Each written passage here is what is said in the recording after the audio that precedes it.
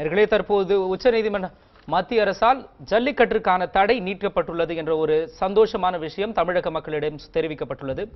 இதை பற்றி 2012ஆம் ஆண்டு வெளியிட்டுள்ள 77 கட்டளைகள் என்னவென்று நாம் பார்த்தோமானால், காளைகளும் மாடுபிடி வீரர்களும் முறைப்படி பதிவு செய்யப்பட வேண்டும். இந்த ஜல்லிக்கட்டிற்காக முறைப்படி பதிவு செய்யப்பட வேண்டும் என்றும் கருத்தை நாம் பதிவு செய்து கொள்கிறோம். அதே போலவே காளைகளுக்கும் வீரர்களுக்கும் மருத்துவரிடம் தகுதி சான்று பெறப்பட வேண்டும்.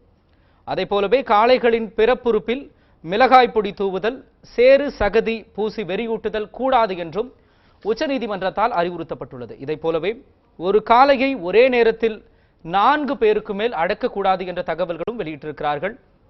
அதே போலவே காளைகளை அடிப்பதோ வாலை பிடித்து திருகுவதோ வேறு விதமான கருவிகளை கொண்டு துன்புறுத்தவோ கூடாது என்று உச்சநீதிமன்றத்தால் 2012ஆம் ஆண்டு அறிக்கை வெளியிட்டிருக்கப்பட்டிருக்கிறது.